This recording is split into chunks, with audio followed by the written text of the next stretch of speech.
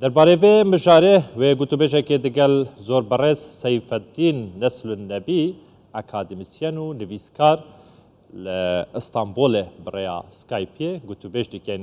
برز سیفالدین دنباش درباره مجاره اندامبونا سوئد و فنلندای ده ناتوی ده به نریناتا هر دو ولات و بکار بن مرجن ترکیه جبهه بکن یان جینده.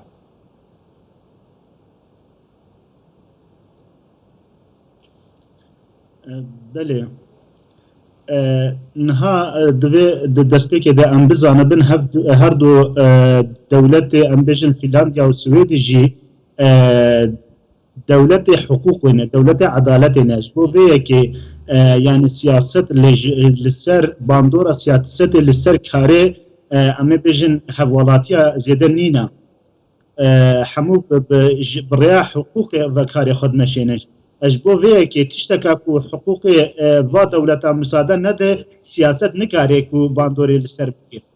تشتا قاسی تشتا کو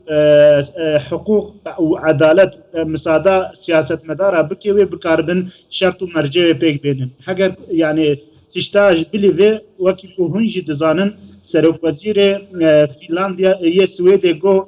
یک کرده کو حوالاتی سوید ام تسليم الدولة ديناكن أفتي شو معناه؟ أفتي معناه يعني حتى دراك عدالة مساعدة وابد كار شرط مرجع تركي كاربين. باشه ده لیستا ترکیه دا او لیستا کورادستی هم فنلندا هم سوئد کریه ناوین کو داخواست کرینه يعني جنسية سويدي هي ناسنامه سويدي هي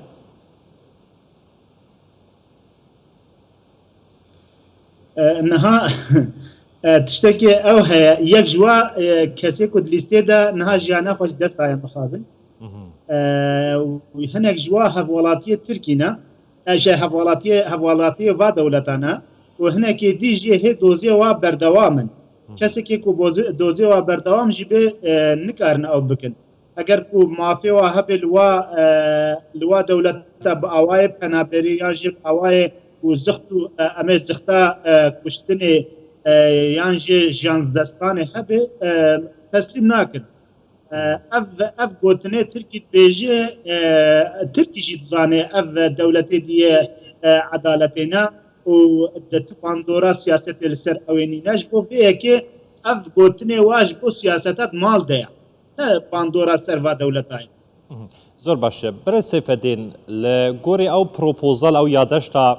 دنابرا سوئد فنلندا ترکیه هاتیه واجو کرن لاسپانیای لمدریده کو جده خالان پیک دیتن اگر بیت تو فنلندا سوئد پابندی وان هر ده خالان نبه يعني بنرينا تا تركيا وبكار بجاركادن نرازيبون نشان بده و هر دو ولان نبن اندام دناتوي دا بريا پارلمنتوي وكما ولو چاوشوغلو دبيجيت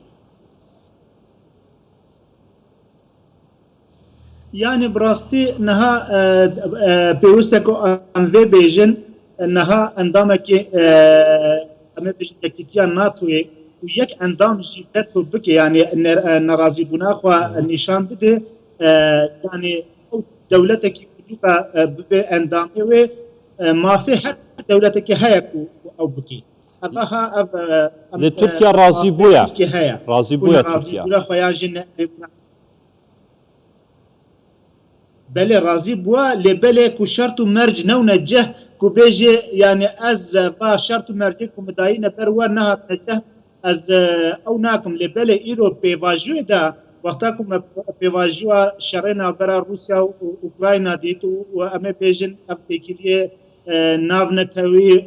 برسغريك نافنتوي برسغريك ابوري برسغريك يكيتيا اوروبا وناتو بوتيدا از باور ناکم و درفتا گلکی درفره بدنت وی مافی گلکی زیده بدنت کو ناری کرنه بکی زور باشه اگر بیت يعني هيك وهناك امي بيجن خالي أوري بله برای سیفالدین يعني اف اندامبونا سوئد و فنلندا ده ناتو دا کوتنه ترکیه لهمبر به کی راوستایا پریزگری دروز بویا دناوا ترکیه دا اف دستکفته جبو رجب طیب اردوغان جبو آک پارتیه bi destkefteka baş hatiye ejmartin wê bikar be bandûriyê li ser dengên AK Partiye bike di dahatî da?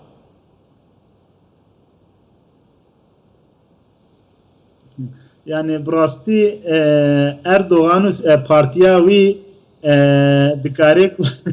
yani tişte ne başî li ser navê xwe baş dike. Beriya niha mesela ew wextê ku gotî İsraîl gotî 1 minute em bêjin hinkî digotin hemû kesî digot ji bo İsraîl gotiya. Beriya niha çend rojekî Erdoğan xwe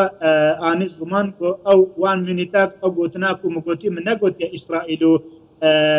em ê bêjin serokê wê min gotibû wî moderatörê wê derê. Wî wextê hûn dizanin ku AK Parti ev gotina ha çi qasî ji bo berjewendî xwe taze bikaranî. Ev biyara hejî weket bêje têkiliya Swêd û Finlandiyayê nadikê jî yani bi awakê baş xwe re ew dikin. Malûma em xalek û sedas yani li holê wê gotinê we nabine weke hev lê belê mixabin gel vê nizanê. Birêz Seyfeddîn Neslûn Nebî, akademisyen û nivîskar ji Stenbolê bi rêya Skypê tu digelme bûyî gelekî spas.